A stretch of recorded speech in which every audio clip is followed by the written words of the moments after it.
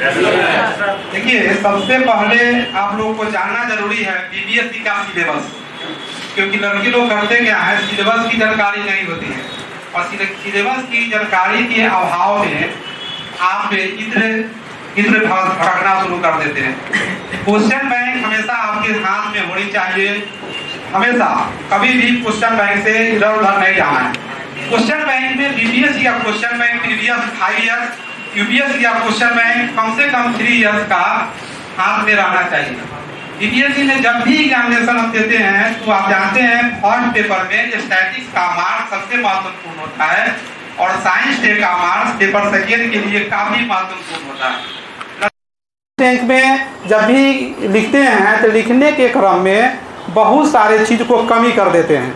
हमको लिखने के लिए सबसे पहले हम बार बार प्रत्येक क्लास में बताते हैं, सुबह भी क्लास जो इकोनॉमिक्स को लेते हैं ऑप्शनल पेपर, उसमें भी बताते हैं कि कभी भी लिखने के लिए क्वेश्चन को जो स्मार्ट लड़के हैं, जो स्मार्ट छात्र हैं, सबसे पहला जरूरी होता है टाइम मैनेजमेंट। आप लोग करते क्या हैं, जो क्वेश्चन आता है उस क्वेश्चन को लगातार लिखना शुरू कर देते हैं और टाइम मैनेजमेंट नहीं करते हैं। पहला फेलिटी होने का वही चांस है। हम अभी देखेंगे आज के सिलेबस में पूरे पेपर 1 और पेपर 2 का क्लासिफिकेशन करके कि क्या मुझे बीपीएससी टाइम देती है और कितना टाइम हमको प्रत्येक क्वेश्चन पर देना है। होता क्या है, फर्स्ट पेपर हम जब शुरू करते हैं तो सबको देखेंगे इतिहास, जैसे ही संथाल या मुंडा पकड़ाया, क्वेश्चन क्या पूछा पता नहीं, आप शुरू हो जाते हैं कि संथाल है तो संथाल है, मुंडा है तो मुंडा है। लेकिन हम बार बार बोलते हैं कि पहला टाइम मैनेजमेंट के बाद दूसरा हमारा अटेम्प्ट होगा क्वेश्चन को मोर देन पढ़ना। जैसे ही क्वेश्चन आप पढ़ेंगे तो देखेंगे, बार बार पढ़ेंगे तो क्वेश्चन में बहुत कुछ मांग करता है, जिसको हम कहते हैं breaking process of the question. हम क्वेश्चन को तोड़ेंगे, कई भाग में तोड़ेंगे, जय भाग में हमको मांगा है उतना ही लिखेंगे। तीसरा चीज़ हम देखेंगे, सिलेबस से हम भटकेंगे नहीं। बार बार बोलते हैं क्वेश्चन जैसे पूछ देगा आपको, पॉलिटी में ही क्वेश्चन पूछ दिया, साइंस टेक में ही पूछ दिया, तो साइंस टेक में तो कलम नहीं चलता है। अब साइंस टेक में क्या कीजिएगा, कुछ से कुछ बोलते जाते हैं। लेकिन विगत 5 साल के क्वेश्चन यूपीएससी हो या बीपीएससी हो, उसको एनालिसिस कीजिएगा तो बीपीएससी के सिलेबस पुराने समय से हम कहते आ रहे हैं कि व्यवहारिक तथ्यों पर ज़्यादा आधारित है, सैद्धांतिक पर कम है। बीपीएससी के क्वेश्चन को डबिंग करता है यूपीएससी। आप देखिएगा कई साल के क्वेश्चन बीपीएससी का जीएस क्वेश्चन पूरे भारत का बहुत स्टैंडर्ड माना जाता है। कई क्वेश्चन सेटर से हम मिल चुके हैं, उसमें यूपीएससी के क्वेश्चन सेट करने वाले लोग बोर्डिंग रोड में भी 2 टीचर हैं, वो फिलोसफी के हैं और जीएस के भी हैं। होता क्या है कि यूपीएससी और बीपीएससी में अंतर ये हो जाता है कि यूपीएससी में नंबर ऑफ क्वेश्चंस ज़्यादा होता है और बीपीएससी में नंबर ऑफ क्वेश्चंस कम होते हैं। लेकिन बीपीएससी भी अब तेज हो गया है। बीपीएससी भी क्या करेगा, तथ्यात्मक व्यवहारिक क्वेश्चंस में आपको अप्लाइड ज़्यादा पूछता है। अब विगत कुछ क्वेश्चन पे देखिए, साइंस टेक में ये नहीं पूछता है कि रडार प्रणाली क्या है या इसरो की उपलब्धि क्या है या वर्तमान समय में कुछ बताइए। अब पूछता क्या है, जो मेरा अंकित गेस क्वेश्चन भी है साइंस टेक के लिए, बहुत महत्वपूर्ण क्वेश्चन होगा जो अंकित पूछेगा, खास करके जब हम पढ़ेंगे हेल्थ में क्वेश्चन अंकित बन रहा है। पूरा वर्ल्ड 1 ईयर से पैंडेमिक की स्थिति से गुजर रही है। आप देख रहे हैं कोरोना, आपको कोरोना क्या है ये नहीं पूछेगा, कोरोना के प्रभाव क्या है ये नहीं पूछेगा। पूछेगा क्या कि 1 साल से पूरा विश्व की अर्थव्यवस्था यह पैंडेमिक में चरमरा गई है। आप ये बताएं कि पैंडेमिक में आर्थिक, सामाजिक, राजनीतिक रूप से पूरी अर्थव्यवस्था तहस से नहस हो गई है। इसका सामाजिक प्रभाव, आर्थिक प्रभाव और राजनीतिक प्रभाव को साइंस और टेक के दृष्टिकोण से कैसे आप दूर करना चाहेंगे या कैसे आप इसको सर्वोत्तम कर सकते हैं कम से कम समय में। क्वेश्चन मेरा यहाँ होना चाहिए। एक प्रश्न ये भी है, क्या हमको कोरोना नहीं जानना है, क्या कोरोना के प्रभाव नहीं जानना है? जानना है, क्योंकि जो व्यक्ति फैक्ट्स जानेगा वही उसको अप्लाइड कर सकता है। तो क्वेश्चन को साइंस टेक में सबसे महत्वपूर्ण होता है कि आप क्वेश्चन को बार बार पढ़ें और बार बार हम क्लास में ही आपसे जो फैक्ट्स होते हैं वो तो खैर लिखा ही देंगे, लेकिन किसी से किसी समय भी हम क्वेश्चन पूछ सकते हैं कि बताइए कि इसका प्रभाव क्या है। कोरोना के मामले में पूछ दे, कोरोना में स्वास्थ्य के प्रभाव क्या पड़ा, क्या कोरोना ने हमें कुछ दिया, कोरोना ने हमें कुछ दिया या नहीं दिया। हर क्वेश्चन को हम एनालिसिस करेंगे तो उसका पॉजिटिव और निगेटिव चीज़ जरूर रखेंगे। क्वेश्चन बीपीएससी पूछती है कि इसके प्रभाव को बताएं, तो इसका मतलब है प्रभाव का मतलब पॉजिटिव और निगेटिव दोनों ही इम्पैक्ट होगा। लेकिन फिर यहाँ क्वेश्चन मार्क्स, हम लोग करते क्या है, अगर कोरोना के ही बारे में एग्जाम्पल के तौर पर चल रहे हैं, अगर पूछना शुरू कर दिया तो हम लोग पॉजिटिव कम निगेटिव ज़्यादा गिना देते हैं। कारण क्या है, आपके इर्द गिर्द में बहुत कुछ निगेटिव दिखाई दिया।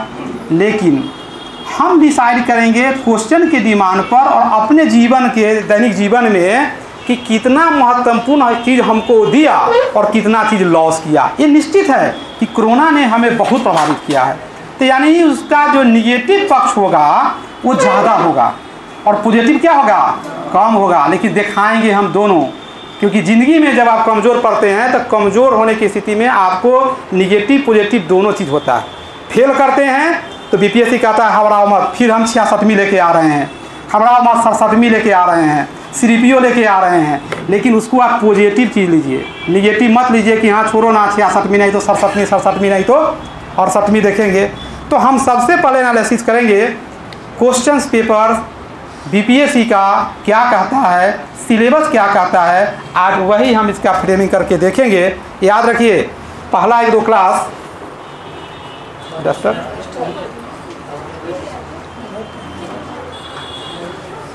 पहला 1-2 क्लास आपका महत्वपूर्ण होगा। छोटी छोटी चीज़ों पे ध्यान देना है। हम आप लोग से काइंडली रिक्वेस्ट कर रहे हैं, जिस रूप में कहें कृपया टाइम मैनेजमेंट सीखिए। जो व्यक्ति जो छात्र टाइम मैनेजमेंट में लिखना शुरू कर देगा उसका बीपीएससी कभी नहीं रुकेगा। बीपीएससी के कॉपी भी लोग चेक करने जाते हैं तो मान लीजिए 6 क्वेश्चन लिखना है, 5 लिख दिए, 5-5 पेज या 6-6 पेज पूरा रहे हैं तो 36 पेज ही हैं। नतीजा हुआ लास्ट पेपर आपका लास्ट क्वेश्चन 3 पेज में लिखे, एग्जामिनर समझ गया कि इसमें जान नहीं है। जो व्यक्ति टाइम मैनेजमेंट के साथ को पुटअप नहीं किया, जो व्यक्ति टाइम मैनेजमेंट के साथ अगर लोकतंत्र में लोगों को कल्याण सुनिश्चित नहीं किया, चाहे जिस रूप में कल्याण हो, उस व्यक्ति को पदाधिकारी बनने का कोई राइट नहीं है। अभी हम विधानसभा से आ रहे हैं, विधानसभा में चल रही थी सदन 10 बजे से लेकर 6 बजे तक। 10 बजे इन करना पड़ता है संसदीय कार्य मंत्रालय की तरफ से रिप्रेजेंटेशन के लिए करने के लिए। अगर हम नहीं पहुँचे तो ये नहीं कि मेरी नौकरी जाएगी। सबसे बड़ी चीज़ है अपने काम से हम क्या कर रहे हैं, भाग रहे हैं। आपका क्लास के बहुत दिन से डिमांड था, मैं सर को लगातार कहा कि नहीं कि भी छोड़ दीजिए, लेकिन 3 दिन मैंने समय निकाला। तो समय निकाला क्यों, that is the time management. आते हैं बीपीएससी पे।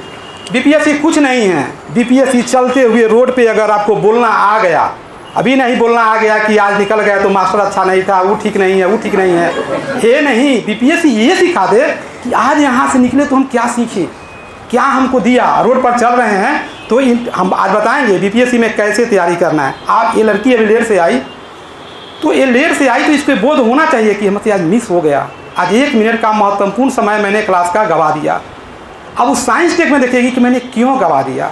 इसी की व्यवस्था किया गया, सामने कैमरा चल रहा है जिसको बोलते हैं यूट्यूब या जो कहिए, आज पूरा वॉल जुड़ चुका है इस पे। आते हैं बीपीएससी, जरा ध्यान से देखिएगा बीपीएससी कितना सहज है। बीपीएससी में हम जानते हैं 3 स्टेज होता है, इसी से निकालेंगे साइंस टेक हम, जरा ध्यान दीजिएगा। पहला कहते हैं पीटी, जिसको आप लोग क्वालिफाई कर चुके होंगे या कर गए, समझिए कर गए होंगे, क्योंकि 26 तारीख को रिजल्ट आ रही है। निश्चित रूप से जनरल का कटअफ 97 से अधिक 98 से नहीं जाएगा। लोग कितनों बोले कि बीपीएससी का अनुभव बता रहे हैं 10 साल का। इसके बाद यहाँ पे जैसे ही आते हैं पीटी के बाद मेन परीक्षा होती है, जिसको हम कहते हैं मुख्य परीक्षा या मेन परीक्षा जो कहिए, मुख्य परीक्षा हुआ।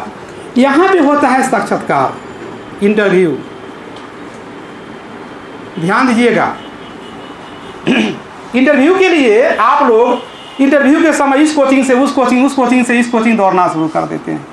अरे इंटरव्यू तो आपका क्लास में शुरू हो चुका है, कैसे आना है, कैसे बैठना है, कैसे बोलना है, कैसे चलना है, यही तो इंटरव्यू है। तो इंटरव्यू के तैयारी जो है वह इंटरव्यू, पीटी और मुख्य परीक्षा तीनों पैरेलल चलता है। जब आप किसी चीज़ को पढ़ते हैं, एज फॉर एग्जाम्पल अगर साइंस टेक में हम स्पेस टेक्नोलॉजी के बारे में पढ़ते हैं तो स्पेस टेक्नोलॉजी से जितने सारे प्रश्न बनते हैं ऑब्जेक्टिव्स, उसी को जोड़ के तो सब्जेक्टिव बनता है। कि घर को बनाना है तो ईंट को जोड़ करके हम लंबा कर दे तो ये घर बन गया, ये सब्जेक्टिव है। ईंट अपने आप में ऑब्जेक्टिव है, जो सीमेंट है अपने आप में ऑब्जेक्टिव है। ऑब्जेक्टिव मिलकर के सब्जेक्टिव का निर्माण करता है। पीटी के जहाँ तक बात करते हैं, पीटी आपने पढ़ लिया होगा, थोड़ा समय लेंगे हम आज। पीडी में 150 क्वेश्चंस आपने किया होगा, मुझे इस पर कोई डिस्कशन नहीं करना है क्या था नहीं था, क्योंकि ये हमको पढ़ाना नहीं है। आप जानते हैं इसमें नो नेगेटिव मार्क्स होता है, each and every question carry 1 marks, यानी टोटल नंबर ऑफ मार्क्स जो 150 आते हैं। मेन पेपर बहुत सरल, पीटी से तो कई गुना ईजी मुख्य परीक्षा होता है। पीटी तो बर्बाद कर देता है कभी कभी, लेकिन मुख्य परीक्षा बात करता है। कैसे? मुख्य परीक्षा में 2 पार्ट होते हैं। एक को पढ़ते हैं हम लोग क्वालिफाइंग, जिसको क्वालिफाइंग पेपर कहते हैं, जिसका नाम दिया गया है हिंदी। हिंदी 100 मार्क्स की होती है, 30 मार्क्स उसमें लाना जरूरी है। तो यहाँ पे हो गया आपका क्वालिफाइंग पेपर। इसमें क्या है? हिंदी है। हम सब पे थोड़ा थोड़ा बात करते हैं। हिंदी 100 मार्क्स का होता है। ये 100 मार्क्स में शायद मेरे हिसाब से 33 मार्क्स लाना आवश्यक है। क्वालिफाइंग मार्क्स इसका होगा 33/100 मेरे हिसाब से। जो मैट्रिक से तक पढ़ा है, संज्ञा, सर्वनाम, पर्यायवाची शब्द, विलोम, अनुलोम कुछ नहीं है, एक दिन पढ़िए पास। लेकिन इसमें भी लोग परेशान रहते हैं। इसमें देखिएगा 2 दिन पहले ही से सर्वनाम भूल रहा है, संज्ञा भूल रहा है। आज से ही संज्ञा सर्वनाम हम रास्ते में चलेंगे।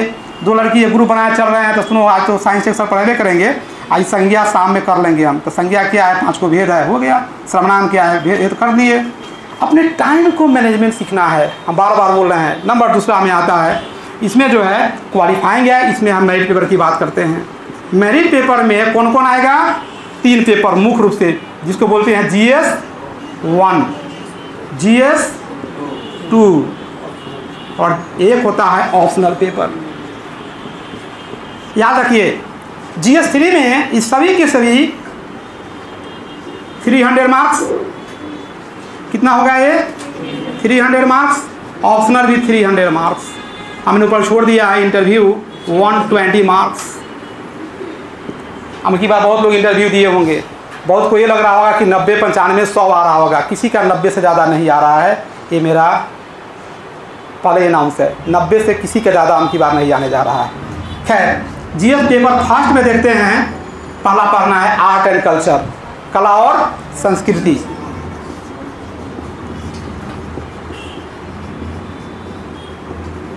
अगला पढ़ना है, इसी में इसको बोलते हैं करेंट अफेयर्स, यानी हमको करेंट के बारे में इसमें पढ़ लेना है, जो करेंट हो वह पढ़ना है। और तीसरा पढ़ना है जिसका नाम है स्टैटिक्स।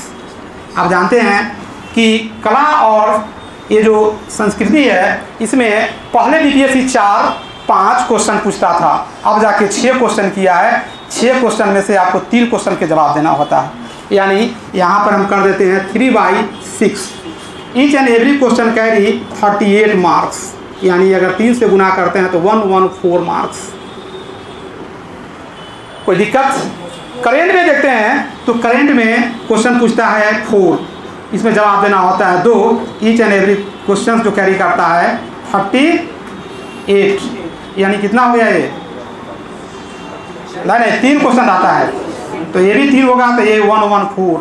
लेकिन स्टैटिक्स में 2 क्वेश्चन, यानी 4 में 2 क्वेश्चन। अभी कोई नहीं लिखेगा, समझिए बात को। 4 में 2 क्वेश्चन, यानी 2/4। लेकिन इसमें क्या होता है, 300 मार्क्स पूरा करने के लिए हमको 36 मार्क्स ही ईच क्वेश्चन का होता है, यानी 36 × 2 यानी 72। शायद जोड़िएगा तो 300 मार्क्स हो जाएगा। फर्स्ट पेपर में जिसका स्टैट्स कमज़ोर है वह पास तो कर सकता है, लेकिन रैंक उसका नहीं आएगा। लड़के को देखा रिजल्ट ही नहीं होगा मेरे हिसाब से, कहीं हो गया तो दुर्भाग्य है। लड़कियां को रिजल्ट हो जाता है स्टेट में, स्टेट बिना भी, लेकिन आप रैंक नहीं लाइएगा। हम कहते हैं कि इसमें क्या होता है, एग्ज़ाम देते समय स्टेट खूब अच्छा लोग को रहता है। जैसे जाएगा एग्जामिनेशन हॉल में, पहला जिसका स्टेट अच्छा है वो शुरू करता है, लेकिन वो 4-5 क्वेश्चन में अगर एक गड़बड़ फंसा तो लगता है कि मेरा प्राण निकल गया, तो हिस्ट्री के क्या होगा। आपको वहाँ भी बहुत ही स्मार्ट तैयारी करना है। बार बार बोलते हैं time management. Number of question 3 और 2 कितना हुआ? 8। आपके पास कितना समय दिया गया है? 3 घंटे की है। 6 180 कितना? 8 भाग दीजिए, कितना होगा? हमारे हिसाब से 22.5 मिनट के आसपास होगा शायद। यानी आपको स्टैट में 45 मिनट मिला है, 2 क्वेश्चंस। लेकिन स्टैट को 45 नहीं, अगर 50 मिनट में आप में एबिलिटी है सॉल्व करने का तो कीजिए ज़रूर। 1 घंटा भी लगता है तो ज़रूर कीजिए, अगर 100% बनता है तो।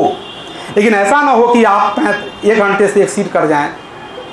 जैसे जैसे एक्सीड कीजिएगा, गला में रस्सी का जो है वो जो चापता है ना, समझिए गर्दन मेरा आप चपा रहा है, यानी रिजल्ट से आउट होने की संभावना बढ़ गया। क्या करें कि स्टेट में अच्छा मार्क्स आ जाए और आगे बढ़े। तो याद रखिए, कोई भी एग्जामिनर जब क्वेश्चन सेट करता है तो ABCDEF 5 क्वेश्चन देगा तो 2 को फंसाता है वो। स्टेट में एक क्वेश्चन में 4-5 रहता है, तो आप उसमें 4 या 3 क्वेश्चन को अटेम्प्ट करें जो बनने वाला है, तुरंत स्पेस छोड़े, दूसरा क्वेश्चन जाए वहाँ 3 बनाए और देखिए टाइम मेरा फेलियर हो रहा है, हिस्ट्री में टप जाए। कारण क्या होगा, इधर 2 क्वेश्चन छूटा, 12 नंबर छूटा, लेकिन 72 मार्क्स में 12 छूटा तो 60 तो सही है। स्मार्ट तरीका देखिए। अब मेरे माइंड में ये भी सेट रखना है कि हमको स्टेट में एक बार और आना है, स्टेट में और आना है, यानी 22.5 मिनट का जो क्वेश्चन है कहीं ना कहीं कटौती करके हमको 20 मिनट 21 मिनट में लिखना होगा, तभी तो 1.5 मिनट की फासला वो मुझे 6 मिनट देगा। बात समझिए, टाइम मैनेजमेंट क्या है, बार बार बोल रहे हैं, इसको ध्यान रखिए, मैं आपको लिख के देता हूँ, रिजल्ट आपका हो जाएगा। तो क्या करना है, यहाँ से आधा मिनट चुराना है या 1.5 मिनट चुराना है, तो 6 मिनट बचेगा। वो 6 मिनट को फिर हम जो 2 क्वेश्चन छूटा है वहाँ जाएंगे। मेरा ये पेपर नहीं है, लेकिन आपको थोड़ा सा हम जाना चाहते थे। कला और संस्कृति क्वेश्चन को आप लोग की रिक्वेस्ट है कि ज़रूर पढ़िएगा। पूछता है संथाल कला का कारण बताइए परिणाम, तो बहुत स्ट्रेट फॉरवर्ड क्वेश्चन है, में उतर जाएंगे। लेकिन पूछ देगा कि संथाल विद्रोह का बारे में हमको बताइए, अन्य विद्रोह जो हुआ है उसका इसका अस्तित्व कहाँ पे है, इसका क्या है, नेचर है। क्वेश्चन तो घुमा दिया, लेकिन आप लोग क्या सोचे हैं, वह तो क्वेश्चन है। अब पढ़ाने वाला भी बोल देता है कुछ पूछे ये आंसर, बोलता है रोकना गलत, कुछ पूछे ये आंसर कैसे होगा। हम पूछ रहे हैं आपका नाम क्या है, तो सर मेरे माता जी का नाम फलना है, ये क्या तरीका हुआ। तो हमको उसमें ध्यान देना है। आर्ट एंड कल्चर में करेंगे तो बहुत इजी रहता है। आप लोग से बार बार बोलते हैं 6 महीना का प्रतियोगिता दर्पण पढ़ लीजिए, क्वेश्चन वहाँ से 100% पकड़ाएगा। प्रतियोगिता दर्पण जो व्यक्ति साल भर का पढ़ लिया उसको यह पेपर कभी भी गड़बड़ नहीं होगा। खैर आइए हम आते हैं, मेनली मेरा पेपर जीएस सेकेंड पेपर था। जीएस में 3 पोर्शन है सेकेंड में।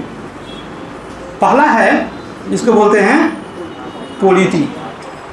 पॉलिटी में भी कितने क्वेश्चन, 6 पूछता है, कभी 5 पूछता है, 3 का जवाब देना होता है, तो 3 × 38 कितना हो गया, 114। नंबर दूसरा आता है जिसका नाम है इको और ज्योग्राफी। तो याद रखिए इको एंड ज्योग्राफी, इसमें देना आता है 3 क्वेश्चन, 3 × 38 यानी 114। आ गया मेरा पेपर। साइंस एंड टेक, इसमें रहता है, हाँ इसमें जो रहता है इसमें भी 6 क्वेश्चन, 6 में 3 रहता है, इसमें भी 3 में 6 रहता है, और इसमें रहता है साइंस टेक में कभी सीधे अभी कर रहा है 4 क्वेश्चन। तो 2/4 each and every question carry 36 marks यानी 72 मार्क्स, टोटल नंबर 300 मार्क्स। अब आपके दिमाग में आएगा कि सर फर्स्ट पेपर में तो सबको नंबर आता है, सेकेंडे कब आता है। जिस ढंग से स्टैटिस को पहले बार अटेम्प्ट किए हैं, सेकेंड पेपर में 100% हम साइंस टेक को लिखेंगे, साइंस टेक को ही पहला बार लिखेंगे। क्यों, वजह है, अगर किसी घर में हम जाते हैं और जाते माता मुझे फूल माला लेकर के खड़ा है कि सर आइए गले मिलता है, आप मेरे पास आते हैं तो हाथ मिलाते हैं, लड़के लोग में हाथ मिलाते हैं, लड़की लोग के अगर दोस्त गया तो ज़बरदस्ती पकड़ता है। ये बहुत अच्छा सिस्टम आप लोग का है। हाथ मिलाना एक दूरी का बोध है, कनेक्टिंग सिर्फ हाथ को कर रहे हैं, लेकिन दिल से मिलने का मतलब पूरा मिल रहे हैं, यानी व्यवहारिकता दर्शा दिया। यानी साइंस टेक में जैसे ही अटैम्प्ट लेंगे तो साइंस टेक में 3 चीज़ को जरूर लिखना पड़ता है। पहला इंट्रोडक्शन, नंबर दूसरा फैक्ट्स, नंबर तीसरा डाटा, और नंबर चौथा जो हो रहा है या जो होने वाला है टीचर समझता है इस बंदे में जान है। अब देखिए पेपर कॉपी कैसे चेक होता है। जैसे ही कॉपी सेकेंड पेपर आया तो 3 टीचर बैठते हैं अगल बगल में, इस साइंस टेक चेक कर रहे हैं तो क्वेश्चन मार रहे हैं, बहुत अच्छा क्या लिखा। तो अगर 72 में 80% मार्क दिया तो करीब करीब 60 नंबर के आसपास चला गया। जैसे ही कॉपी इनके पास पॉलिटी जाएगा तो पहले तो साइंस टेक है, कहेगा वाह ये तो 72 नंबर में लाया है, 60 नंबर, तो पहला इफेक्ट पड़ गया कि इस बंदे में जान तो है, तभी तो इसको 60 नंबर आया है। तो जब जब कॉपी चेक करेगा, खराब हो थोड़ा लिखे हैं तो ना इतना खराब नहीं होगा, 60 नंबर साइंस में दिया है तो जरूर में जान है, तो जब जब मारना चाहेगा तो 2 नंबर एक्सिट कर देगा वो। तो बात रहा कि सर इसके बाद चुने कौन, इसके बाद चुनिए आप ज्योग्राफी और इको। क्यों, फिर डाटा, फिर ग्राफ, फिर फटाया देगा। और पॉलिटी मेरे हिसाब से लास्ट में चुनिए, जिसका पॉलिटी बहुत अच्छा है वो पहले चुने, लेकिन साइंस टेक तो ये नहीं है वो पहले चुनना है, कोई दिक्कत। अब रहा कि सर मार्क्स कैसे देता है, होता क्या है, हम लोग खूब अच्छा से लिख के आ गए तो लोगों के मन में होता है कि हम 300 के बना के आए हैं तो कम से कम 250 तो दे ही देगा। जो नया लड़का होगा, नया वाला जोड़ता है 250 कि 300 में तो पूरा गर्दा उड़ा दिए हैं, लेकिन गर्दा थोड़ी उड़ता है। जिस समय लिखते हैं उस समय आपका दिल कहता है कि हमसे तैयारी नहीं है, फलना टीचर फलना दोस्त मुझे कहा था कि नहीं पढ़ लो, लेकिन उस दिन सब कुछ याद आता है कि हम कौन कौन गलती किए थे।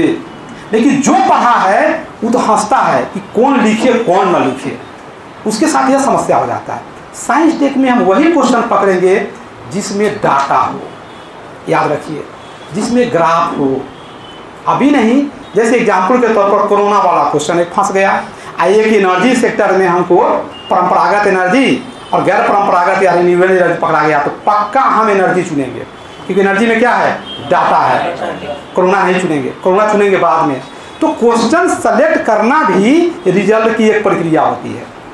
पूछ देगा आपको जनरल क्वेश्चन, मौलिक अधिकार क्या है और मौलिक कर्तव्य क्या है, अब राजनीतिक तत्व क्या है, दोनों में अंतर बताइए। लोग सब सिर्फ पकड़ता है, अरे बहुत ईजी पकड़ लो, लेकिन वहाँ मार्क्स कम उठने के चांस है कि फैक्ट्स में कोई नंबर नहीं था। लेकिन वही अप्लाइड क्वेश्चन पूछ के, जैसे पिछला बार पूछा था गवर्नर वाला मुद्दा, वह सबके बस की बात नहीं थी, लेकिन जो लिखेगा उसका मार्क्स पेचिंग हुआ होगा। तो आपको हम बार बार कहते हैं साइंस टेक में ऑन सिलेबस की तरफ चलेंगे, क्या सिलेबस कहता है उस पर चल रहे हैं। तो साइंस टेक में हम कौन सेक्टर पकड़ेंगे ये महत्वपूर्ण हो जाता है। इस तथ्य में कोई समझ में दिक्कत आए, ऑप्शनल के लिए हम नहीं बोलने जा रहे हैं, ऑप्शनल में जिनका जो पेपर है वो दे, लेकिन ऑप्शनल में बार बार कहते हैं।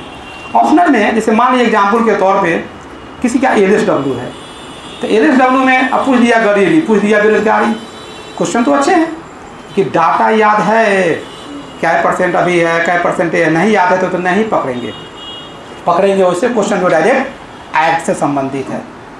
तो आप लोग कोशिश कीजिए कि हम अधिक से अधिक data based graph based question को पकड़े।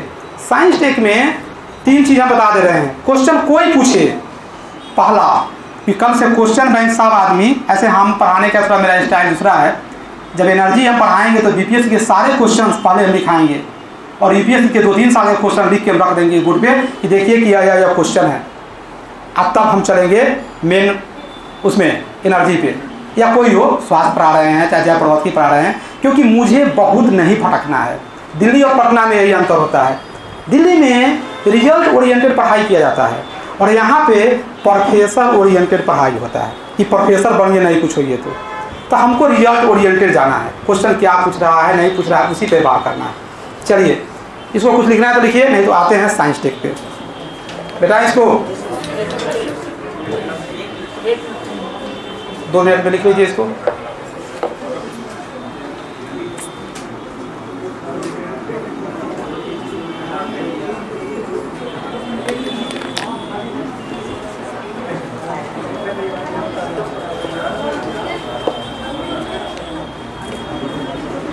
और एक बात और, क्लास में आप लोग से काइंडली रिक्वेस्ट है, समझ में नहीं आए तो कृपया हमको टोकिएगा ज़रूर, क्योंकि यहाँ पर गार्जियन पैसे ऐसे नहीं देता है, बहुत ही कष्ट से पढ़ाई होती है। थोड़ा भी समझ में नहीं आए पूछिए, बार बार समझ में नहीं आए तो आप क्लास से बाहर आके भी हमसे पूछ सकते हैं। लेकिन मेरे साथ चलिएगा, जो क्वेश्चन करेंगे उस पर भी पहले समझिएगा, अब तब कहिएगा तो लिखा देंगे तो अपने लिख लीजिएगा जैसा कहिएगा।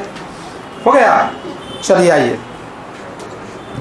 चलिए आप लोग हमको पहले ये बताइए, क्या बीपीएससी का सिलेबस किसी के पास है?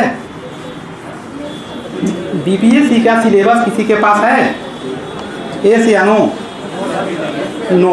हम जानते हैं विद्यार्थी का पहला लक्षण है नो कहना। खैर है तो उसका क्वेश्चन बैंक निकालिए, सॉरी उसका सिलेबस निकालिए साइंस टेक का। साइंस टेक में क्या लिखा है सेकेंड पेपर में जरा पढ़िए, और नहीं तो अपने पास रखिए, हम लिख के लाए हैं। अब क्या करें, हम जानते थे आप लोग नहीं रखिएगा। आदमी देखिए जरा आप लोग लिखिए, भारत के विषय में ये सिलेबस है। सिलेबस क्या कहता है, मात्र 2 लाइन का सिलेबस दिया है, जरा देखते हैं उसके बारे में। देखिए, भारत के विषय में विज्ञान और प्रौद्योगिकी, भारत के विषय में विज्ञान और प्रौद्योगिकी के महत्व और प्रभाव से संबंधित प्रश्न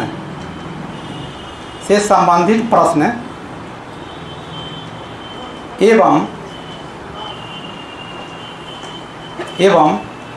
प्रायोगिक पक्ष पर बल दिया जाएगा। प्रायोगिक पक्ष पे बल दिया जाएगा।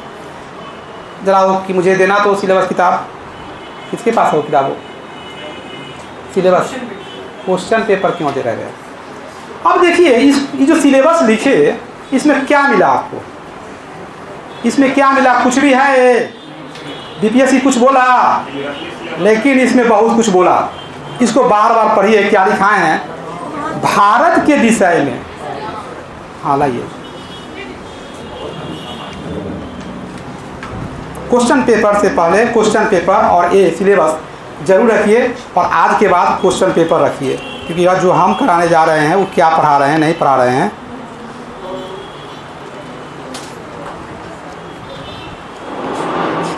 क्वेश्चन से तो आप खेलना सीख जाइएगा। एक दिन करा दिया जाए तो क्वेश्चन में कुछ पूछता बीपीएससी थोड़ी है, वो तो मजाक करता है।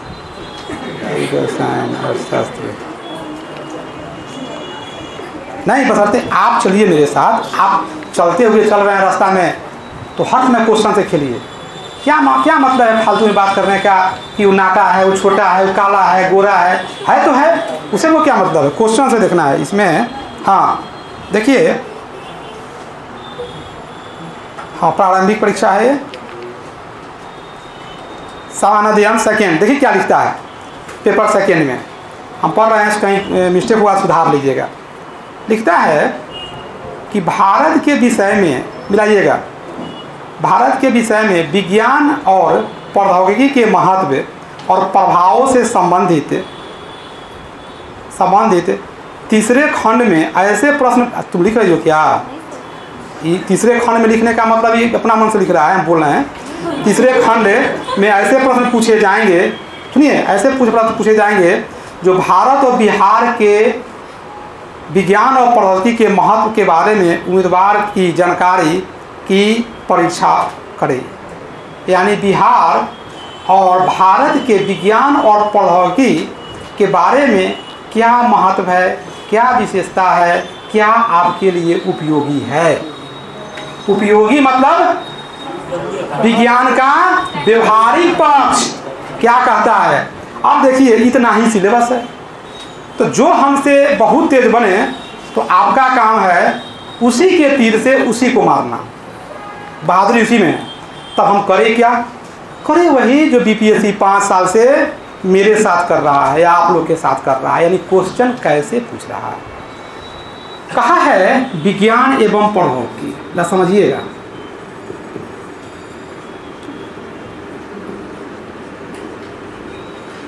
लिखिएगा मत प्लीज, लिखने के लिए जिंदगी पड़ी हुई है। ये 2 शब्द का प्रयोग है, साइंस एंड टेक्नोलॉजी। प्रश्न कहता है यहीं पर कि भाई इसका भारत के रिस्पेक्ट में और बिहार के रिस्पेक्ट में क्या महत्व है, क्या उपयोगिता है और क्या व्यवहारिक पक्ष है। 3-4 चीज बोला है। यानी विज्ञान और प्रौद्योगिकी के अंतर्गत हम किन किन चीज़ों को अध्ययन करते हैं, यह चुपचाप रह गया, यानी सारे चीज़ को पढ़ना होगा। तो सबसे पहले तो यह है कि विज्ञान क्या है, व्हाट इज साइंस क्या है और व्हाट इज टेक्नोलॉजी क्या है। इसको जब पढ़ना शुरू कर देंगे, 2 चीज़ को समझ जाएंगे तो सिलेबस वहाँ से निकल जाएगा। कोई लड़का बताए या लड़की में से व्हाट इज साइंस, साइंस है क्या। ब्रह्मांड में इनका कहना है कि ब्रह्मांड में जो भी सारी घटनाएं घटती है उसको क्रमबद्ध रूप से अध्ययन करना ही विज्ञान है। अच्छी बात है। और कोई प्रबोध ज्ञान ही विज्ञान है। इसका शब्द इसमें हिंदी है क्या? चलिए, प्रबोध एक बहुत बड़ा स्टैंडर्ड शब्द हो गया, एक ही शब्द में करके निकल गई। और कोई सैद्धांतिक पक्ष को प्रकट करे, यानी व्यवहारिक पक्ष को प्रकट नहीं करता है। आपके मुताबिक तो वही हुआ, वही चीज़ ना है। देखिए, ये बड़ा विचित्र स्थिति है। सबने सही बोला है, कोई भी खराब नहीं बोला है। विज्ञान कोई शब्द जब होता है तो शब्द से ही उसका अर्थ निकलता है। जैसे किसी का नाम आरती है, किसी का नाम मुकेश है, किसी का नाम रमेश है, तो उसी से निकलता है। रमा जोड़ीस रमेश को कहते हैं आरती, उसका कुछ शब्द उसी से निकालिए। ज़रा गौर कीजिए, हम आते हैं विज्ञान। इस विज्ञान को अगर तोड़ना चाहें तो ये लगता नहीं है कि यह ऐसे होगा। बी प्लस ज्ञान, और बी का मतलब होता है विशेष या विशिष्ट जो कहिए, और ज्ञान का मतलब होता है जानना।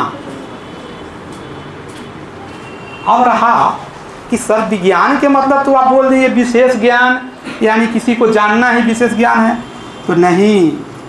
जानना का मतलब ये हुआ कि वो ऐसा ज्ञान जिसको हम तथ्य के रूप में, कसौटी के रूप में उसको हम साबित कर सके। साइंस में कहा जाता है, प्रयोगशाला की जब बात होती है, प्रैक्टिकली जब बात होती है, तो उससे उसको साबित करना होगा। ऐसे नहीं कोई कह दिया नाटा है तो पैमाना क्या है, नापिए, यानी मीटर में, फीट में नापेंगे, उसका क्या कर रहे हैं, सत्यता की कसौटी पर कसे हैं। तो ऐसा ज्ञान जिसमें क्रमबद्धता हो, जिसमें सत्यता हो, जिसमें प्रयोगी हो, उसको विज्ञान, उसको हम विज्ञान कहेंगे। तब आया कि सर विज्ञान के बारे में तो बता दिए, लेकिन क्या विज्ञान की उत्पत्ति कहीं से हुआ है? तो विज्ञान की उत्पत्ति के लिए पूरे वर्ल्ड आपस में लड़ रहा है कि मेरा दिन है, मेरा दिन है, मेरा दिन है। लेकिन सही से अगर देखा जाए तो यह भारत का ही दिन है। लेकिन अंतर यही है कि यूरोपीय कल्चर जो होता है या जो अंग्रेजी कल्चर जो है, एक शब्द होता है इकोनॉमिक्स में पेटेंट। जो पेटेंट, साइंस नहीं पढ़ना है, पेटेंट, जो पेटेंट करा लेता है उसका वो बपौती धान हो जाता है, कहता है कि मेरा है। जैसे अभी रसगुल्ला का हुआ, उड़ीसा और बंगाल फंस गया, बिहार का आया, मगधी पान के बारे में आ गया। तो हुआ क्या, हमने साइंस को आदिकाल से ही करते आ रहे हैं। प्राचीन काल हुआ, मध्यकाल हुआ, या मॉडर्न में हम आधुनिक काल में देख रहे हैं। जब मेरा इतिहास देखता है यूरोप या कोई और देश, तो अचंभित रहता है कि इतना पहले इसको ज्ञान कैसे आया। जो देश मदारियों का देश है, तो मदारीपन भी एक बहुत बड़ा चमत्कार था। वह भूल गया कि मदारी होना भी एक साइंस है। खैर उस पर आएंगे। तो एक डिबेट का चीज़ आया, उसने कहा कि विज्ञान, वो तो हिंदी जानता नहीं है, तो उसने कहा साइंस, और साइंस को उन्होंने लिया सीटिया शब्द से, और सीटिया का भी अर्थ होता है जानना। तो उस मूर्ख को पता नहीं था कि जानना शब्द तो पहले ही हम कर चुके हैं। खैर उस पर नहीं जाना है। तो हुआ क्या, वो लोग धीरे धीरे जो भी प्रोडक्शन साइंस के क्षेत्र में किया उसका पेटेंट कराते चला गया। नतीजा हुआ हम लोग कुछ नहीं कर पाए। पेटेंट बहुत बड़ी महत्वपूर्ण थे। बात रहा टेक्नोलॉजी क्या है, प्रौद्योगिकी क्या है, कोई बताएगा? हाँ बताइए।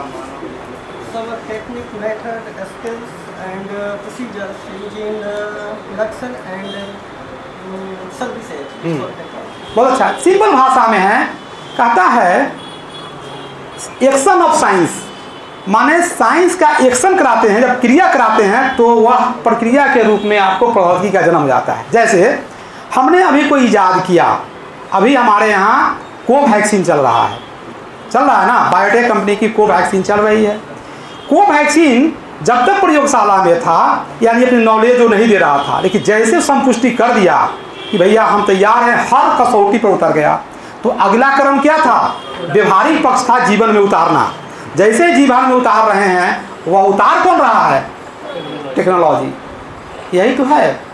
अब प्रश्न रहा कि विज्ञान और जो प्रौद्योगिकी है, यदि दोनों में संबंध है, निश्चित एक के बिना दूसरा नहीं रह सकता है। एक के सिक्का का दोनों पहलू है। मेरा सिलेबस क्या कहा है? विज्ञान और प्रौद्योगिकी के महत्व बताइए। अब बताइए, विज्ञान और प्रौद्योगिकी के महत्व के रूप में अगर हम चलें, दो लाइन लिखाएंगे इस पर हम, तो पहला चीज, जब टेक्निक का उपयोग करते हैं तो हम लोग पहले चिंता करते हैं स्वास्थ्य का। स्वास्थ्य जब कहते हैं तो जीवन से जुड़ी हुई पहलू है, तो यानी साइंस टेक में हम पढ़ते हैं कौन चीज़? हेल्थ, स्वास्थ्य पढ़ेंगे। दूसरा, जीवन है तो जीवन सिर्फ जीना नहीं है, हेल्थ से काम नहीं चलेगा। ये पूरे भौतिक सुख सुविधा जो ले रहे हैं, एक बिजली के कारण पंखा, एसी, रेफ्रिजरेटर, चाहे एक्सेट्रा जो भी हो, ऊर्जा। अगला, इसके बाद बताइए, जब इसका उपयोग कर रहे हैं तो आप क्या चाहते हैं? अभी आया उधर से, पहले बचपन में हम लोग थे तो माइक रहता था, इतना बड़ा बाहर लगा दिया, माइक पर बोल रहे हैं। अब क्या हुआ? इतना हुआ लगा दिया, इधर आया वायर लगा दिया। That is the nano technology. जो साइंस के छोटे पार्ट करते हैं, that is the nano technology, यानी नैनो तकनीक।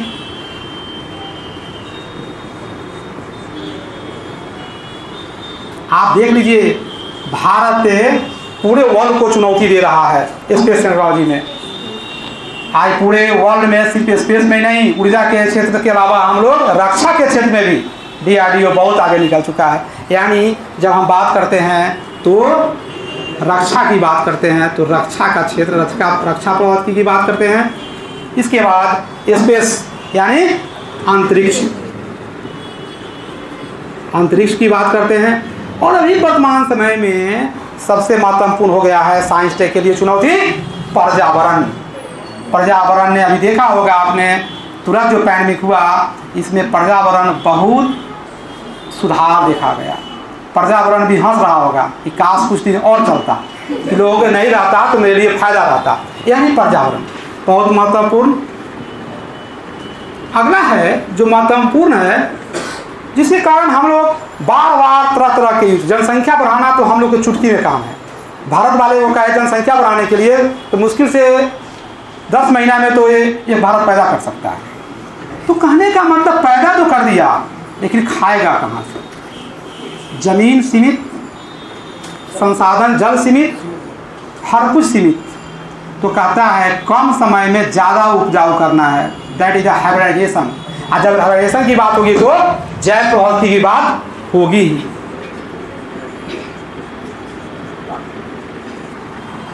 कोई दिक्कत?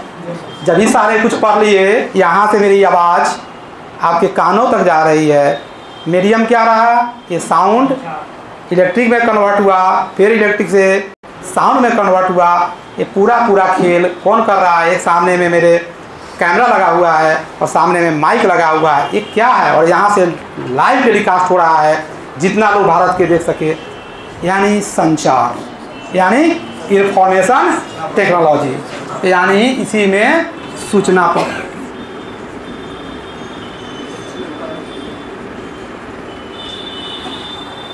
ऑलमोस्ट मेरा सिलेबस यही होगा।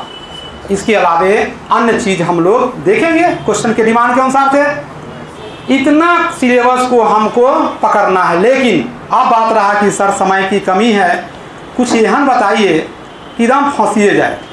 तो कोई टीचर के कुव्वत नहीं है कि फंसा दे। अगर हम 4-5 को क्वेश्चन गेस कर दे, लड़ गया तो बड़ा सुंदर टीचर है, आंध्र एग्जामिनेशन से 1 नंबर के वो आओ।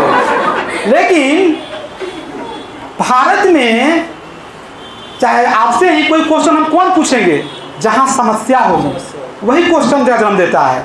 भारत में सबसे बड़ा समस्या है यहाँ ऊर्जा का। यानी एग्जामिनेशन में जो क्वेश्चन सेटल होता है, उसका नज़र ऊर्जा उसका पहला भाई होता है। सॉरी, ऊर्जा यहाँ वो जाएगा, उसके दिमाग में है। लेकिन बात रहा दूसरा किसको? दूसरा अभी तक स्पेस था, लेकिन स्पेस को मात कर दिया है अभी इस पैंडेमिक में, जिसको बोलते हैं स्वास्थ्य।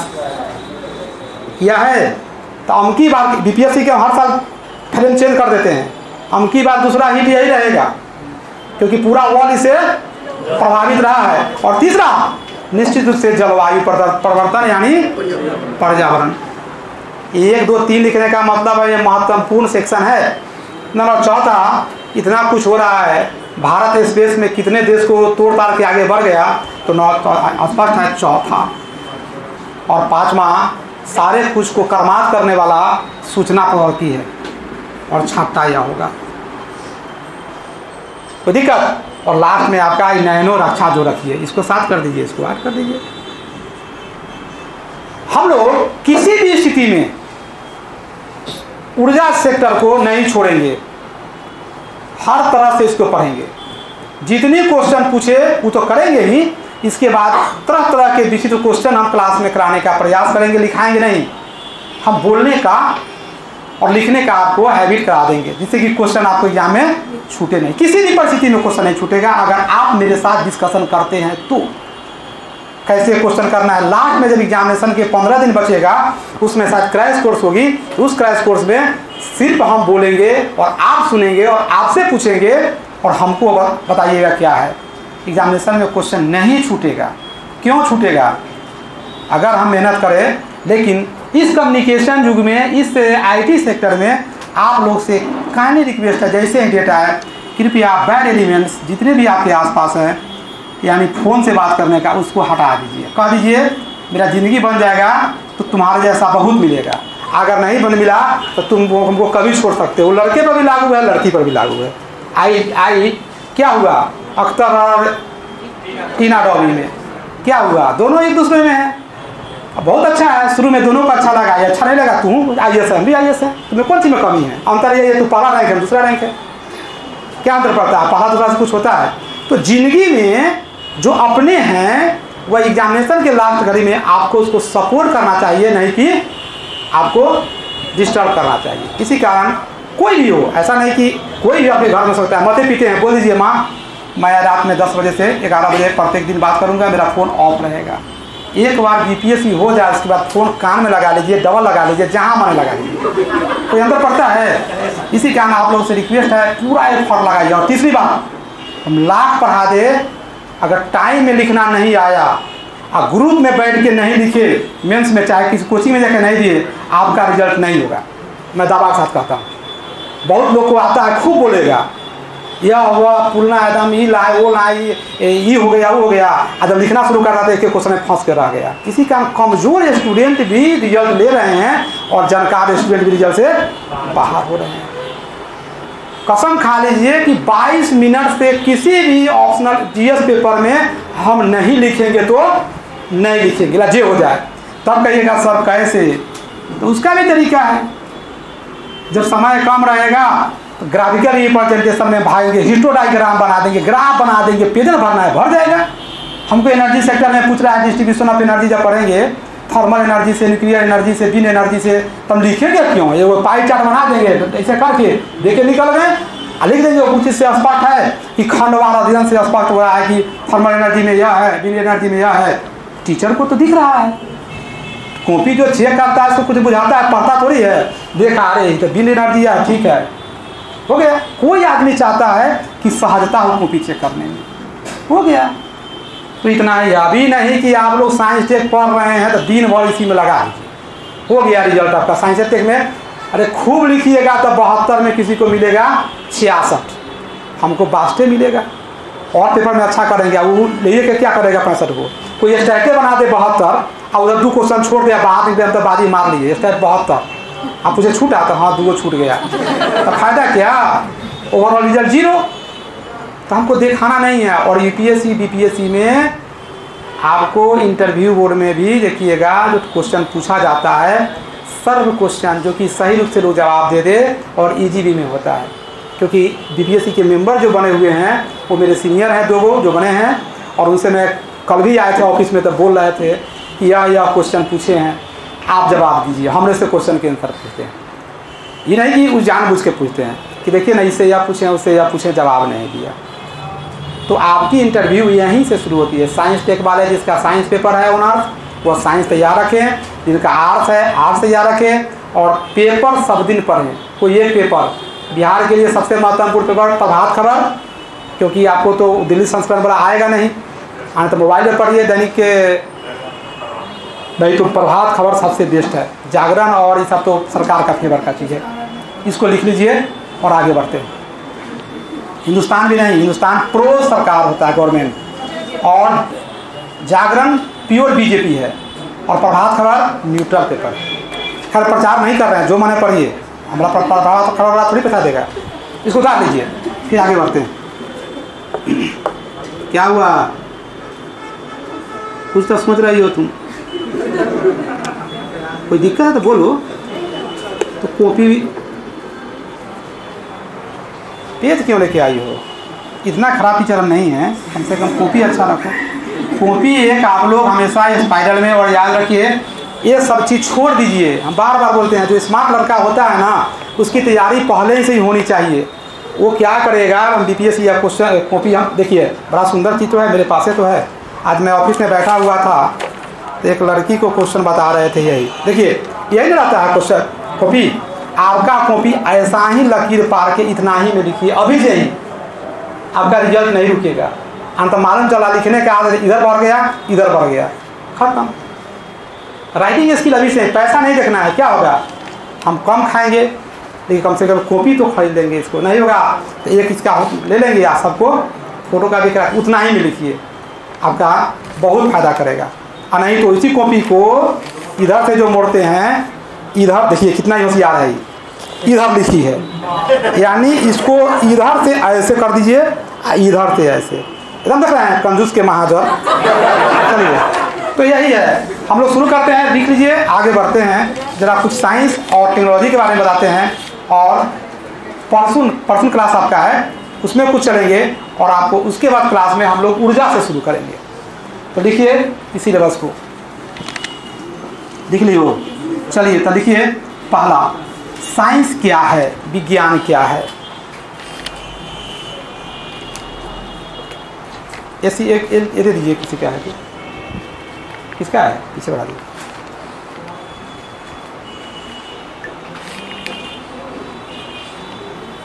विज्ञान क्या है,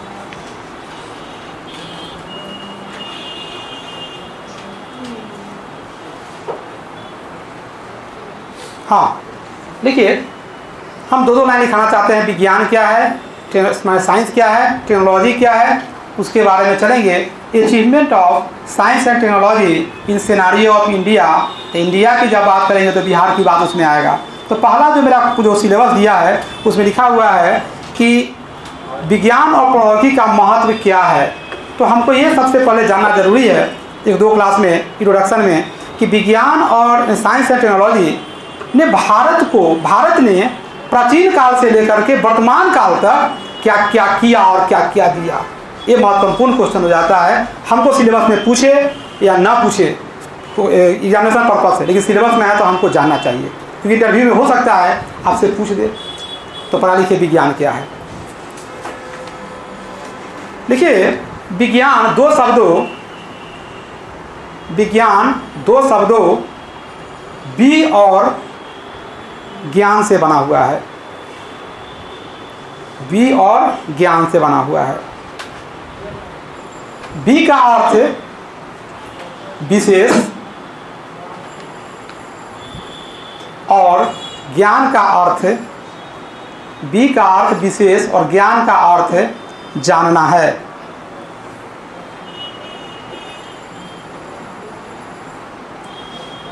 अर्थात किसी विषय के संबंध में, प्रायोगिक विश्लेषण, किसी विषय के संबंध में प्रायोगिक विश्लेषण के फलस्वरूप प्राप्त क्रमबद्ध सुसंगठित एवं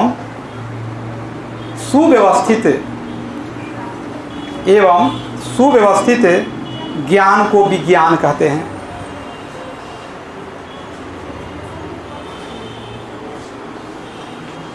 विश्लेषणों के फलस्वरूप प्राप्त क्रमबद्ध सुसंगठित एवं सुव्यवस्थित ज्ञान को विज्ञान कहते हैं। कोई दिक्कत? अगला है टेक्नोलॉजी क्या है, यानी प्रौद्योगिकी क्या है।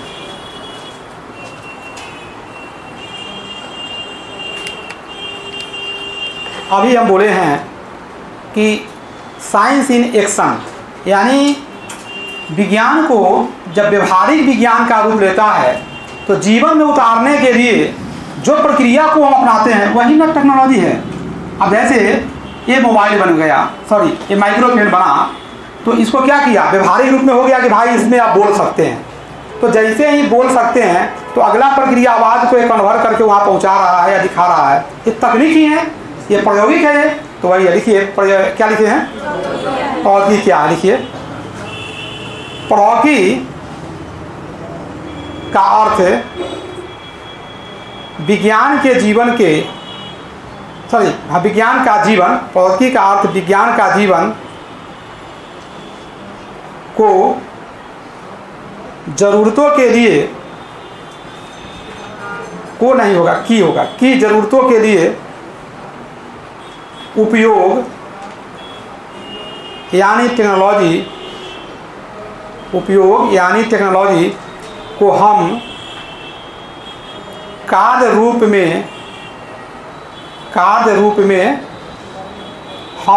रूप में विज्ञान साइंस इन एक्शन कहते हैं।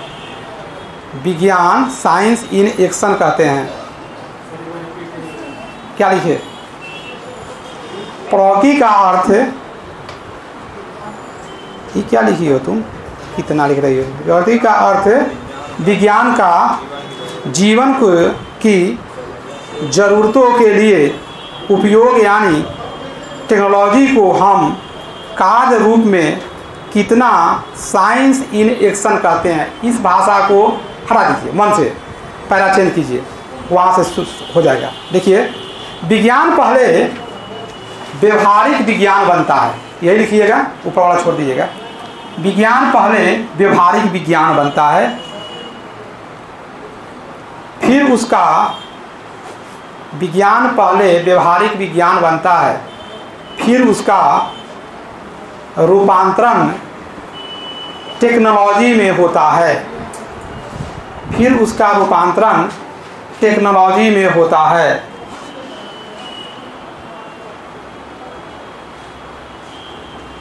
विज्ञान नियमों और सिद्धांतों पर आधारित होता है। विज्ञान नियमों और सिद्धांतों पर आधारित होता है, जिन्हें वैज्ञानिक द्वारा प्रतिपादित किया जाता है।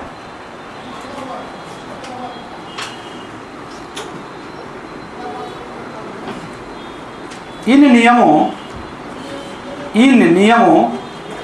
और सिद्धांत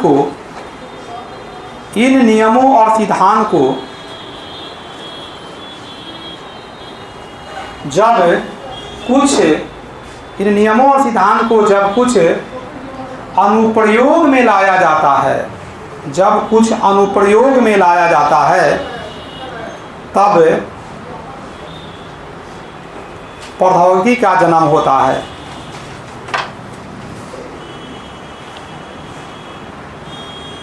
अतः स्पष्ट है कि विज्ञान और प्रौद्योगिकी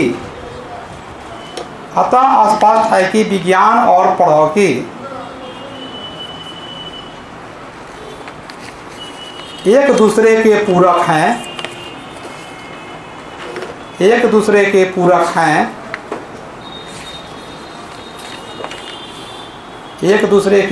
हैं। कोई दिक्कत समझ गए। साइंस का मूल अर्थ होता है किसी चीज़ को जानना जो कि व्यवस्थित रूप से हो, क्रमबद्ध रूप से हो, सुसंगठित रूप से हो और साथ ही प्रायोगिक स्तर से वह क्या हो, कसौटी पर उतरता हो, उसे विज्ञान कहते हैं। जब विज्ञान का उपयोग हम व्यवहारिक जगत में करते हैं, व्यवहारिक जीवन में करते हैं, तो व्यवहारिक जीवन में जब विज्ञान को उपयोग करना शुरू करते हैं तो जिस माध्यम से हम करना शुरू कर देते हैं, जिसके लिए करते हैं, वो तकनीक का उपयोग हो जाता है या प्रौद्योगिकी का हो जाता है।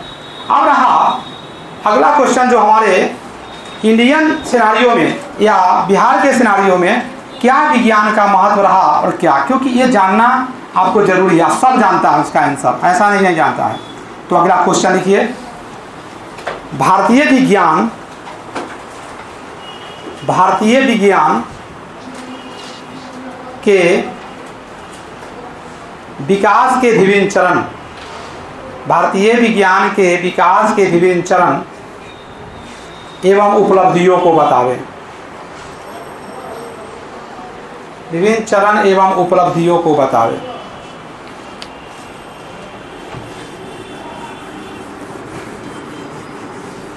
देखिए, भारत में या विश्व में ही माना जाए तो विज्ञान का जन्म बहुत पहले हुआ है। ये अलग चीज़ है कि उस विज्ञान को हम समझ नहीं पाए।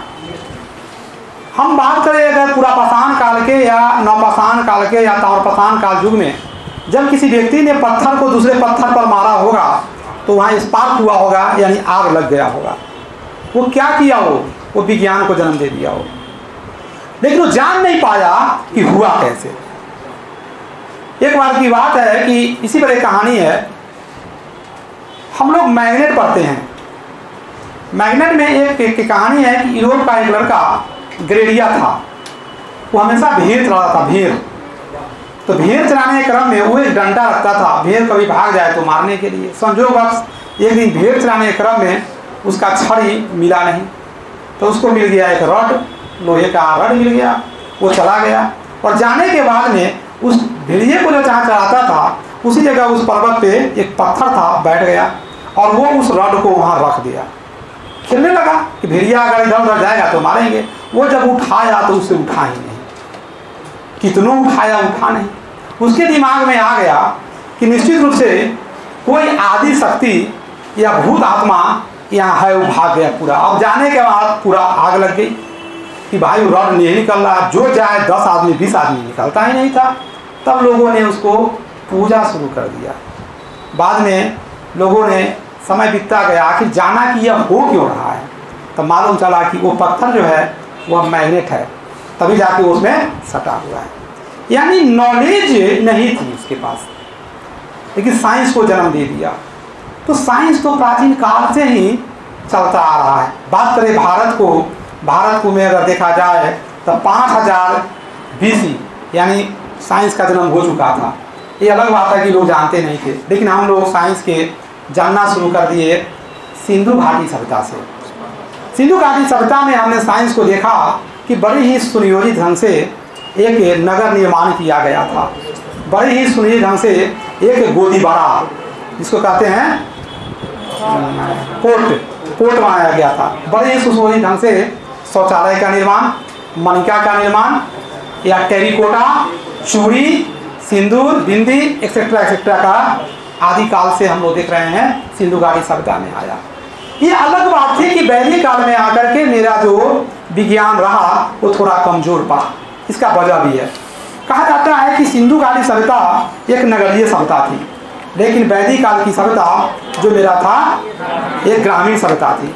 तो ग्रामीण सभ्यता में विज्ञान थोड़ी सी कमजोर पड़ जाती है, क्योंकि वहाँ पर नॉलेज का अभाव था। लेकिन वैदिक काल में इतना भी खराब स्थिति नहीं था। एक अलग चीज़ है कि साइंस मेरी विकास के रास्ते में अवरुद्ध हुआ, लेकिन उस समय भी देखा गया कि एक किताब आया था जिसका नाम था सुलभ सूत्र। याद है? सुलभ सूत्र। वो लोगों ने सुलभ सूत्र में यह लिखा कि जो मेरा अग्निकुंड होगा या पूजागिरी होगा वह त्रिभुजाकार होगा, आयताकार होगा या कैसा होगा। यानी वैदिक काल में भी ऐसा नहीं रहा कि विज्ञान का विकास नहीं हुआ, लेकिन कम हुआ। उसमें विज्ञान से संबंधित पुस्तकों के आना शुरू हुआ। भले वो पुस्तक ये नहीं बता पाया कि हम क्या कर रहे हैं, वो लिख रहा था। उसमें सुलभ सूत्र की बात थी। मौर्य काल, समय बीतता गया। मौर्य काल में फिर विज्ञान आया, क्योंकि आप देखें वहीएगा मौर्य काल के समय वह कई विदेशी जो यात्री थे वो भारत में आना शुरू किया। यानी वो लोग आया क्यों? कुछ न कुछ ज्ञान लेने ही आया, कुछ न कुछ ज्ञान देने ही आया। आपको याद होगा मौर्य काल में सबसे बड़ा कुम्हरार का राजप्रसाद है जो लकड़ी का बना हुआ था, लेकिन लकड़ी के बनने के बाद में सुरक्षा प्रणाली इतनी ज़बरदस्त थी कि उसके पीछे खाई था, जल दुर्ग था, ऊपर में चढ़ने के लिए उसको श्रीनुमा बना हुआ था। अगर कोई दुश्मन अटैक करता है तो कैसे बचना है, शिलाकंटक पत्थर फेंकने वाला भी बना था। आपको याद होगा उस समय गुहा, स्तंभ लेख, जिस स्तंभ लेख पे कितनी भाषा के रूप में लिखा गया, उस स्तंभ लेख आज भी हमको दिखाई पड़ता है। स्तूप, आप देखिए चंद्राकार का स्तूप बनाया गया। नॉलेज मेरा गुप्त काल मध्य काल में भी रहा। मोर्जोत्तर काल की बात करते हैं, मोर्जोत्तर काल में भी देखे तो बहुत आगे बढ़ा। आपको याद होगा 2 व्यक्ति का नाम आप लोग बहुत जानते हुएगा, पहला चरक और दूसरा नागार्जुन। नागार्जुन और चरक किसके दरबार में था? कनिष्क। और जानते हैं चरक ने चरक संहिता लिखा। भारत को वह चरक को क्या कहा जाता है? औषधि विज्ञान के पितामह। तो चरक ने बहुत काम किया।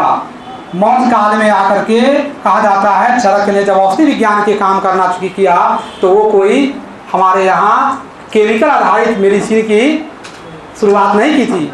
उन्होंने पूरा के पूरा जो आप लोग भी हर्बल प्रोडक्ट देखते हैं, जड़ी बूटी पर आधारित उन्होंने शुरुआत किया। बात करते हैं नागार्जुन। नागार्जुन ने शून्यवाद की खोज की, कहा कि पूरा विश्व ही शून्य है। अगर ये गोला है, अगर पूरा ये गोला को बढ़ाते हैं इतना बड़ा हुआ इतना बड़ा हुआ, तो उस समय का अस्तित्व क्या है? आज आप डीएम बनते हैं, बोलते हैं कि हम डीएम में कोई क्या कर लेगा। अरे आपकी अस्तित्व क्या है? एक प्रिंसिपल सेक्रेटरी सामने आते हैं तो सीधे कहते हैं प्रणाम सर, इससे रहते हैं, सचिवालय में रहता हूँ, मैं देखता हूँ ऐसे से ऐसे डीएम नहीं कर सकता है। क्यों? क्योंकि उसका अस्तित्व उसके नजदीक जीरो है। और जब रिटायर हो जाइएगा तो कौन डीएम, कौन एसडीएम और कौन मुख्यमंत्री? अभी लालू यादव जेल में है, निकल गया, अभी कोई जेल में। यानी कहने का नागार्जुन ने कहा कि पूरे सृष्टि में किसी व्यक्ति का, किसी वस्तु का अस्तित्व क्या है? शून्य की बराबर है। यानी कहने का ये मतलब रहा कि जब हम मोर्जोत्तर काल से निकले, विज्ञान में चमत्कार हुआ गुप्त काल में। गुप्त काल में पूरी तरह से भारतीय इतिहास जो है पलट के रख दिया ज्ञान के क्षेत्र में।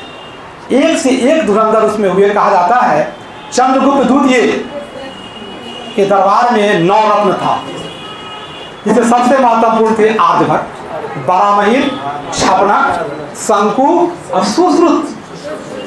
सुश्रुत बहुत महत्वपूर्ण। आपको याद होगा कि जिसे आर्यभट्ट की बात करते हैं, उन्होंने एक किताब लिखा था आर्यभट्टियम। वो आर्यभट्टियम में उन्होंने बहुत सारा कुछ को बताया है, जैसे नक्षत्र की स्थिति क्या है, शून्य क्या है, शून्य के जो महत्व है वो क्या है। आर्यभट्ट ने बताया वर्गमूल, घनमूल, अनेक चीजों के बारे में बताया आर्यभट्ट ने। आपको याद होगा एक और व्यक्ति थे उस समय, इसका नाम था सुश्रुत।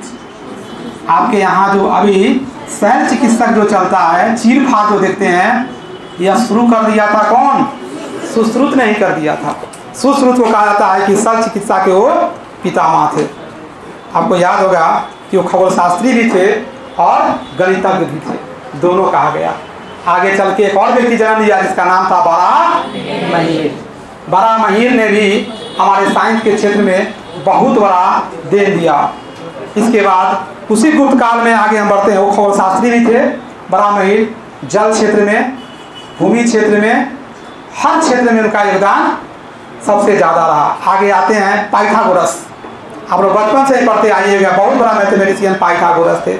उन्होंने कहा था कि किसी भी ट्रायंगल में जो हाइपोटेनस होता है उसका स्क्वायर बेस के स्क्वायर और परपेंडिकुलर के स्क्वायर के एडिशन के बराबर होता है। यानी हिंदी में कॉर्न स्क्वायर इक्वल टू लंब स्क्वायर प्लस आधार स्क्वायर की बात किया। एक व्यक्ति और थे जिनका नाम था ब्रह्मगुप्त। जिनका मैथ है, जिनका साइंस है, इस सब बात को सुनते जाइए, इसे लिखा देवे करेंगे। ये इंटरव्यू में पूछता है, क्योंकि मेरा मैथ ही और साइंस ही पेपर है, मैं बीटेक किया हूँ, मुझसे क्वेश्चन जब जाते हैं इंटरव्यू में। पहला क्वेश्चन, शून्य का खोज किसने किया? भारत के 5 गो गणितज्ञ के नाम बताइए। बारामहीर कौन थे? रामानुज कौन थे? ये सब क्वेश्चन पूछना शुरू करता है। साइंस वाले जो भी हैं ये लौट रहेंगे। अब देखिएगा ब्रह्मगुप्त ने बहुत काम किया। उन्होंने अभी आप लोग पढ़े होइएगा मैट्रिक में, इंटर में या 9th में क्वाड्रेटिक इक्वेशन पढ़े हैं। यानी उस समय उन्होंने द्विघात समीकरण के बारे में बताया, गुरुत्वाकर्षण के बारे में उन्होंने बताया। इसके अलावा चक्रीय चतुर्भुज के बारे में, क्या उसका एरिया होगा, क्या विकर्ण होगा। साइंस में तो हमको जन्म दिया है, और हमको चुनौती यूरोप और अमेरिका देगा। पैसा में कमजोर है, साइंस में तो फरिया ही लेंगे। आगे है एक और हुए जिसका नाम था कनाद। कनाद ने कहा कि पूरी सृष्टि का निर्माण ही एटम से हुआ है, परमाणु से हुआ है। जिस परमाणु को नगन आंख से हम नहीं देख सकते हैं, लेकिन उस परमाणु के बारे में हम दिमाग में रख सकते हैं। तो कनाद ने भी इसके बारे में कहा। आपको याद होगा तो चरक की बात किए थे, चरक ने भी बहुत सारा काम किया था। ये अलग चीज़ है कि चरक में आपको पाचन तंत्र, शरीर के जो विभिन्न क्रियाएं जो गड़बड़ हो रही है, इसके बारे में रोग निरोधक, रोग नाशक, सब तरह के काम किया। ये रहा आपका किसका, गुप्त काल का। इसके बाद हम लोग चलते हैं आगे मध्यकाल में। मध्यकाल में मेरा विज्ञान थोड़ा रुका, क्योंकि मध्यकाल में भारत में विदेशियों का दौर बड़ा जबरदस्त हुआ। एक तरफ से मुस्लिम, याद है मध्यकाल, एक तरफ से गुलाम वंश का एंट्री होना शुरू हो गया, और दूसरी तरफ से हम लोग देखें तो मध्यकाल में और विदेशी आक्रमणों का शुरुआत हुआ। इस समय क्या हुआ कि मेरा विज्ञान भले ही कमजोर पड़ा, लेकिन ये पुल का काम किया, ब्रिज का काम किया। जो मध्यकाल, जो ब्रिज का काम किया, प्राचीन काल के विज्ञान और मैंने आधुनिक काल के विज्ञान को ये जोड़ने का काम किया। आपको ये जानना चाहिए कि इसी समय इस्लाम और यूरोप दोनों का आगमन शुरू होना हो जाता है। याद कीजिए मध्यकाल, मध्यकाल में जब मेरा मुगल साम्राज्य डगमगा रहा था तो यूरोप उधर से आना शुरू कर देता है। याद कीजिए कौन आया था पहले, वास्को डी गामा, याद आ रहा है। उसके बाद थॉमस रो, उधर से वो आना शुरू किया था। अब शुरुआती तौर से तुर्कियों ने जो जा करके गुलाम वंश, सेल वंश कहते हैं, यानी जो मेरा दिल्ली सल्तनत था वो इन किया था, ये इन किया था, और उधर लास्टिंग हो रहा था, तो यूरोप आ रहा था और तुर्की जा नहीं रहा था, ध्वस्त हो रहा था। तुर्की गया कहाँ, तो ध्वस्त हो गया। तो कहा गया कि उस समय भी मेरा विज्ञान का प्रभाव आया। मध्यकाल में दो चीज बहुत हुआ, भले ही ये यूरोपियों ने आया और वो लोग गया, लेकिन बड़े बड़े मैथमेटिशियन का जन्म मध्यकाल में हो गया। ये बड़ी आश्चर्य की बात हुई। दो परिवार लड़ रहा था, लेकिन उसी में से 2, 4, 10, 15 मैथमेटिशियन ने जन्म लिया, जिसका नाम पहला है भास्कराचार्य। भास्कराचार्य का सबसे महत्वपूर्ण पुस्तक का नाम लीलावती। लीलावती में अंकगणित, बीजगणित, त्रिकोणमिति इत्यादि का पूरा जानकारी है। देखिए उपलब्धि क्या हो रहा है, क्वेश्चन क्या पूछ रहा है, ये लेक्चर से पकड़िए। हम क्या किए हैं, शुरू से पकड़े हुए हैं। सिंधु घाटी, वैदिक, मौर्य, मौर्योत्तर, गुप्त, गुप्तोत्तर, उसके बाद मध्यकाल में एंट्री कर गए। मध्यकाल में क्या क्या हुआ वो चल रहे हैं। एक व्यक्ति और थे जिसका नाम था श्रीधर। श्रीधर ने लिखा था गणित सार।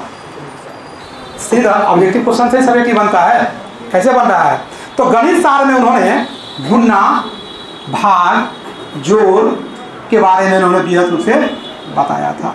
इसके बाद हम लोग मध्यकाल में एक चीज देखने को मिला, भले ही उसमें विज्ञान उतना डेवलप नहीं हुआ जितना होना चाहिए था, लेकिन हुआ।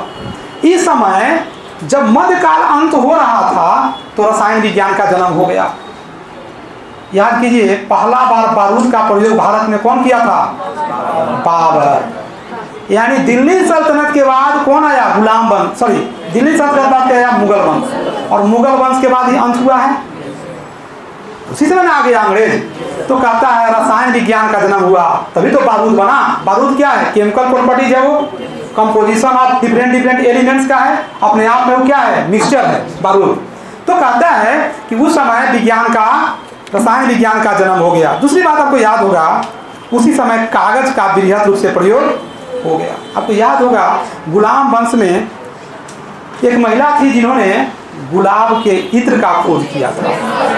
कौन, अस्मत बेगम। कहा जाता है उसी समय ताजमहल, हमने भले ही विज्ञान में थोड़ा प्योर विज्ञान में, साइंस में कमजोर रहा, लेकिन आर्किटेक्चर साइंस में मैंने मध्यकाल में प्रकाष्ठा प्राप्त की। गुप्त काल में भी किया है, मेरौली का स्तंभ हो चाहे और जगह हो, लेकिन मैंने प्रकाष्ठा प्राप्त कर ली किसमें, मध्यकाल में। उसी समय देखिएगा ताजमहल बना हो, लाल किला बना हो, चाहे आपका ग्रैंड ट्रंक रोड बना हो, ये साइंस का ही देन था। समझ रहे हैं। अगला देखिए खगोल शास्त्र भी उस समय बहुत आगे आ गया। एक व्यक्ति का नाम था सवाई जय सिंह। उन्होंने क्या किया था? वेधशाला कहाँ कहाँ किया था? जयपुर, अजमेर, उज्जैन और मथुरा, बनारस इत्यादि जगहों पर उन्होंने इजाद किया था। मध्यकाल में कोई दिक्कत, प्राचीन काल में दिक्कत, एंट्री हो गया हमारे भारत के सपूतों का, यानी 1947। अब क्या होगा? आधा रीढ़ तोड़ दिया कौन? अंग्रेज। आधा रीढ़ तोड़ दिया कौन? ये आक्रमणकारियों ने। भारत के पास मिला क्या? कुछ नहीं। जैसे बिहार को झारखंड के बाद मिला क्या? कुछ नहीं। लेकिन हिम्मत हारना नहीं है। भारत में प्रारंभिक दौर में हमारे राष्ट्रपिता महात्मा गांधी बड़े बड़े उद्योग के विरोधी थे। उनका कहना था कि राम राज की कॉन्सेप्ट होनी चाहिए। हमारे यहाँ विज्ञान छोटे लघु मझौले उद्योग का होना चाहिए, यानी टेक्नोलॉजी ऐसा हो जो छोटा हो। खैर अधिक दिन गांधी, राष्ट्रपिता हमारे गांधी जी रहे नहीं, 1948 में हुए, चल बसे। इस समय एक व्यक्ति था भारत के लिए माइलस्टोन का काम किया, जिसको भले ही आज बहुत लोग अलग अलग आवाज में बोलते हैं। हर व्यक्ति में कमी, इसका नाम था जवाहरलाल नेहरू। नो डाउट भारत के लिए माइलस्टोन व्यक्ति था। अलग था कि राजनीतिक रूप में कुछ गलतियां होती है, इसके लिए ये मतलब नहीं कि उनको हम अलग तरह से ना बाजे। हुआ क्या? अब याद कीजिए, ईस्ट इंडिया कंपनी जब आया था तो ईस्ट इंडिया कंपनी ने भी हमको बहुत कुछ दिया था, ऐसा नहीं दिया। रेल के जाल बिछा दिया, वायुयान दे दिया, इसके अलावा जितने भी आपको गोदी बड़ा वो दे दिया, बेतार दिया, संचार क्षेत्र। क्या हुआ?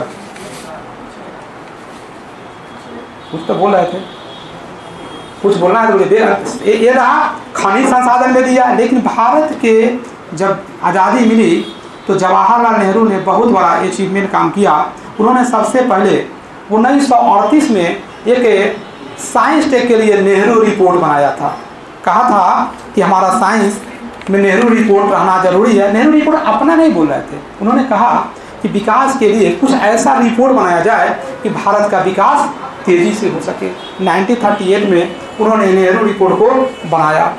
इसी समय 1942 में उन्होंने स्थापना कर दिया CSIR। 1942 में CSIR का किया। क्रमशः आगे विकास होता गया। DRDO, इसरो, बार इत्यादि की स्थापना भारत में होती चली गई। भारत ने अभी स्पेस टेक्नोलॉजी में पूरे विश्व में चुनौती देता हुआ आगे बढ़ रहा है। रक्षा क्षेत्र में अग्नि से लेकर के 1, 2, 3, 4, 5 ये हो, रडार के क्षेत्र में हो, चाहे वो एंटी टैंक मिसाइल के रूप में हो, चाहे जिस रूप में हो, चाहे गगनयान हो, चाहे मंगलयान हो, चाहे चंद्रयान 1 हो, चंद्रयान 2 हो, जो भी क्षेत्र हो, आज भारत सबसे आगे विज्ञान के क्षेत्र में बढ़ता हुआ जा रहा है। यही है भारत की साइंस की उपलब्धि।